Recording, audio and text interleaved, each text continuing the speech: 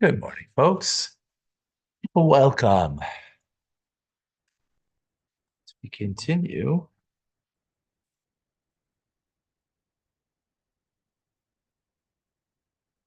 our journey together. Nemaimer, a Hasidic discourse, said in 1961 by our dear Rebbe, Kadeshim to you, holy you shall be. Holy you shall be. Oh, you will, holy you will be. Oh, thank you. Oh, wow.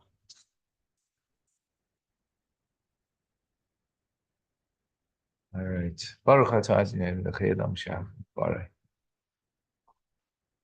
L'chaim, l'chaim.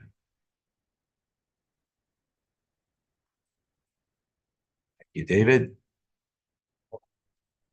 So,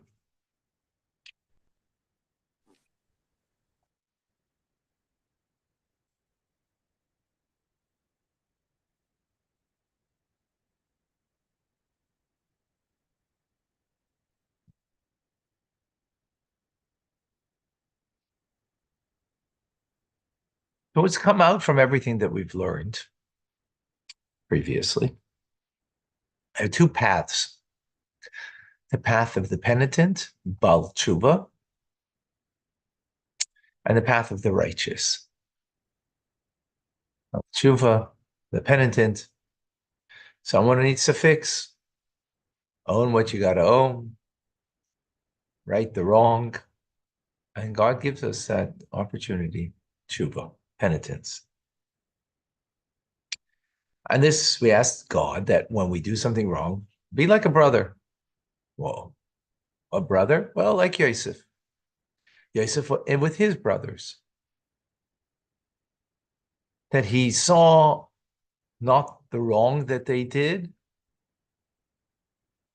although he was aware of it and brought them to a place that they owned it, dealt with it, did tshuva, and disregarded it. He just saw that God had a mission for him to go down to Egypt, take care of the family in the present time, take care of the family of Israel in the future time.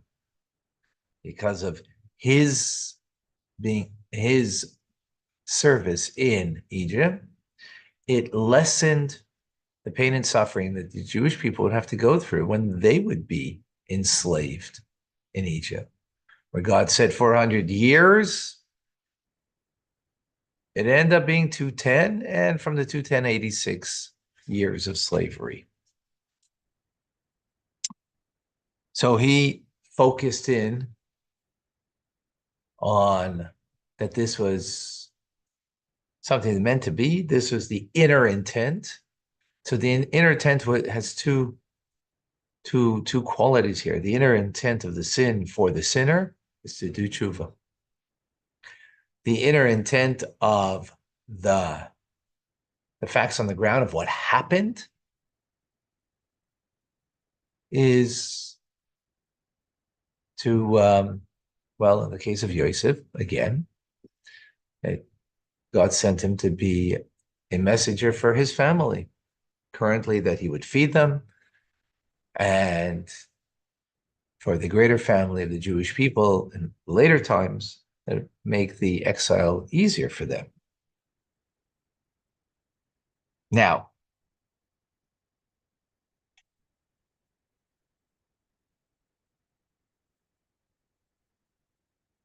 which in the concept of tshuva, where we ask God, show us the inner purpose, be like a brother, like Yosef. He showed the inner purpose. Show us the inner purpose of anything we do wrong.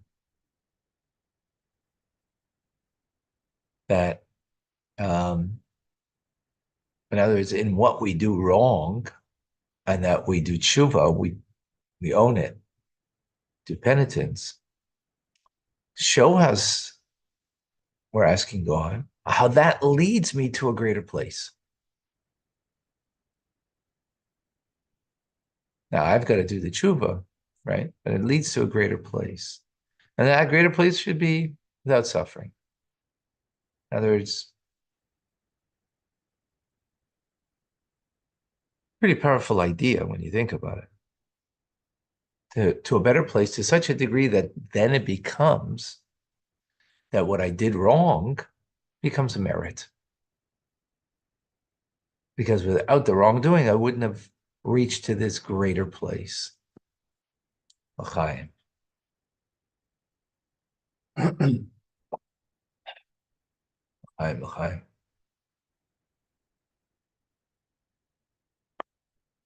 I mean, there's so much there, but we're going to go further that we can unpack. Okay.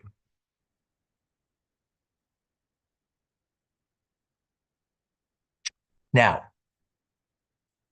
so as a result of everything we said, the general path, remember, when we speak about tshuva, we're talking about a path in tshuva, a penitence.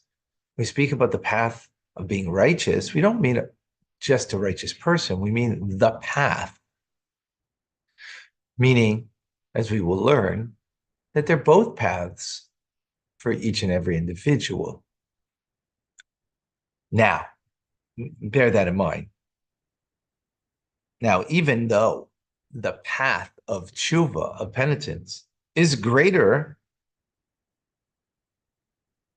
than the regular path of Torah mitzvahs. Torah mitzvahs, meaning day in, day out, doing the right thing. Every day, doing what you got to do. The mitzvahs of the day, the learning of the day, and so on.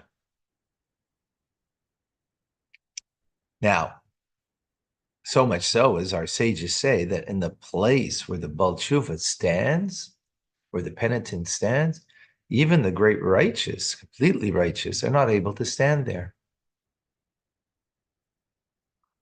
Because the Baal Tshuva is greater. Nonetheless, what the intent of Dir B'Tachtenim, God's purpose, making a dwelling place in this world, that intent is specifically fulfilled in its completeness, in its fullness, making a dwelling place for God in this world, through the path of the righteous, through the divine service of the righteous way. And with that, we can understand why our sages say the Beis Hamikdash, the Holy Temple, right, in Jerusalem, was in at least a portion of it, was in the portion of Benjamin. Benjamin was righteous. He didn't do anything wrong to his brother, Yosef. He was not part of the sale, right, of his brother. So he is the embodiment of the righteous path. And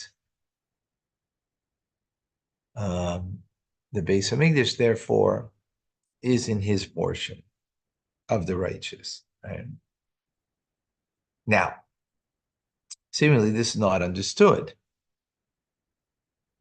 Since the other brothers, right, who were involved in the sale of Yosef, they did tshuva. They owned it. They repented, right, on the fact of selling of Yosef and what they did. And as we said, in the place where a Baal Tshuva stands, even the completely righteous can't stand there. Why would the Beis Hamikdash be specifically built in the portion of Benjamin, of Binyamin, was the embodiment of the path of the righteous? Right. So Chassidus explains. Question's clear, yeah? So Chassidus explains that the virtue that we speak of the path of the righteous, and that they are greater than path of the penitent, the Baal Tshuva, right? That's greater than the righteous, is talking about what they achieve in doing tshuva and reaching to a higher place in the divine order of things in heaven. The Baal Tshuva reaches higher than the tzaddik, right? Just to bring that idea out to make sure we have clarity by way of metaphor, when a mother tells her daughter that you need to clean your room every day, the daughter doesn't.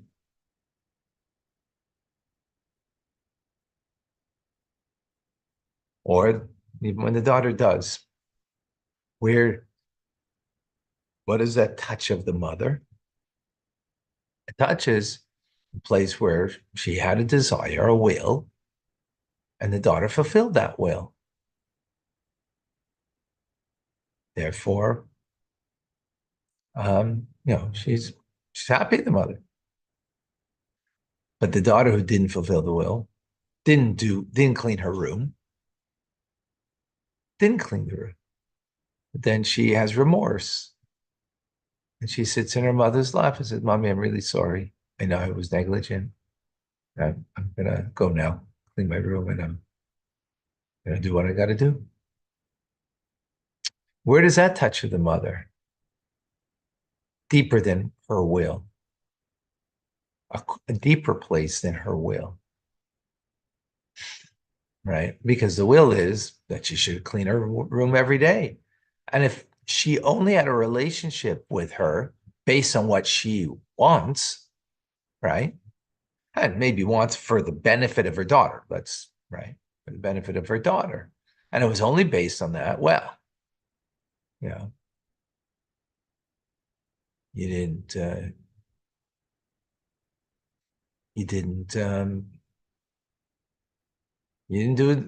the work. And that's all it is. There's nothing more. And that would be like, like in school, right? You did the test, you didn't study. Now you feel terrible, you didn't study. Well, it's too late. There's no other, you have no other way around now, because that's the rule. Okay, next test. Hopefully you'll do better. But this test, it's gone forever. We get that. At the same time, we get that now the mother is accepting of the tshuva. She's not accepting that, okay, next test we'll see. No. This and her failure and that she owned it, it touched a deeper place. It touched a deeper place. And in that deeper place, right, within the mother, she's forgiving.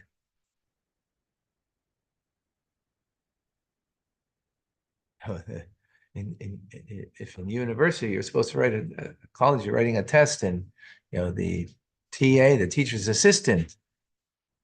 Oh, morning. Teacher's assistant, it's just following the guidelines. Not there, didn't do, didn't accomplish it. And you get your score, and that's your score, finished. No tshuva. Of the mother, right? So that's the idea that we say that the Baal Tshuva reaches to a higher place than the righteous. Because the righteous, that where are they touching? The will of God. The Baal Tshuva beyond the will of God. Because the will of God wasn't fulfilled. Mother's metaphor for God. Yeah. Yep. It's not, if you're looking for this, it's not in there. Okay. Now, so that's doing tshuva reaches to a higher place. And in that respect, the Baal Tshuva is greater than the path of the Baal Tshuva is greater than the path of the righteous, right? However, when we speak about drawing down godliness into this world, the presence of God in this world, which means dir b'tachtainim, a dwelling place for God in this world, that's achieved by the path of the righteous more so. And since the Beis HaMikdash, right, the Holy Temple, what is it? Well, what's its purpose? To be a dwelling place for God in this world. That's where the Shekhinah, the divine presence, rests there, meaning God's, shall we say, comfort, right? Dwelling in the Holy Temple. So it's about drawing down godliness. It's not about where you're reaching to above.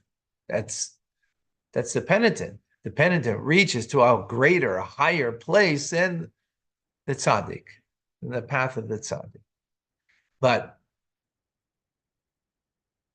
the Beis HaMikdash is not about how high you reach, it's about how far you bring it down. And in bringing it down, which means a dwelling place for God in this low world, dir b'tachtainim, the tzaddik does that more so, or the path of the tzaddik, making that dwelling place. Therefore, that's why as a result of that, that's why the Beis HaMikdash is in the portion of Binyamin, of Benjamin. Because Binyamin, he is the embodiment of the path of the righteous. Binyamin was not involved in the sale of Yosef.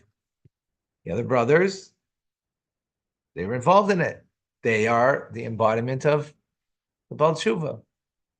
Binyamin, he's the embodiment of the path of the righteous.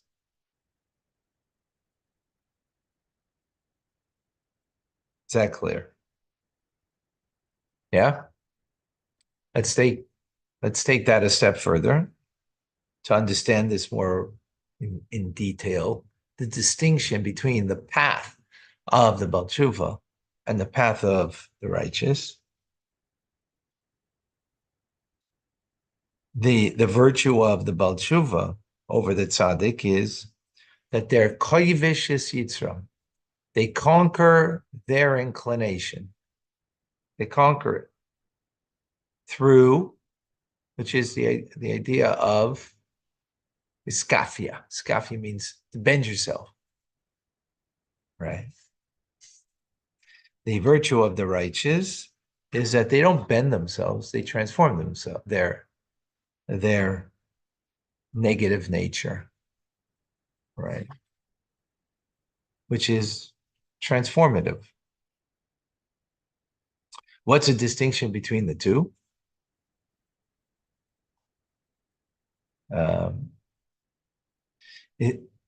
Iskafia, bending yourself, you have to reach to a higher place above, beyond Seder Shtalshalos, beyond the order of creation. Let's take it in very simple terms. The human condition is what? That I want what I want, and I go after what I want. I have a natural inclination of whatever it might be. And human condition means I live my life based on that. That's called Seder Shtalshalos. That's the order of creation. That's the nature of creation, right?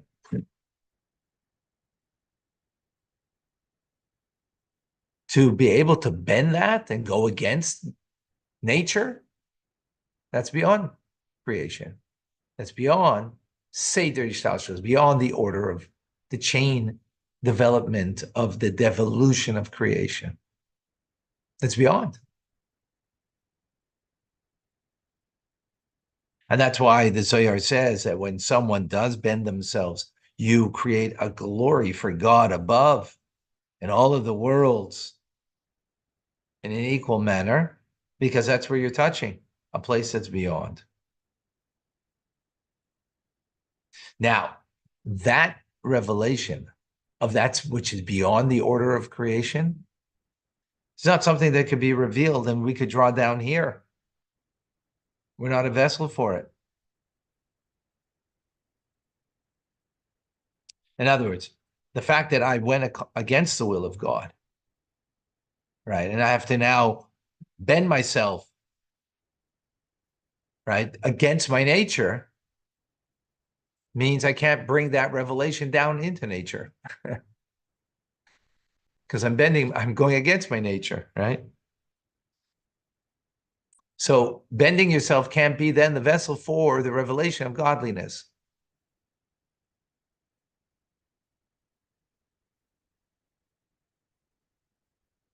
The way down here could be a vessel for godliness is only when it's hafcha, when you transform something, right? Which is the path of the righteous. Anyway, we're going to continue with that thought. Okay.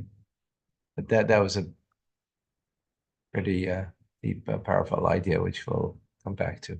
Yeah. All right.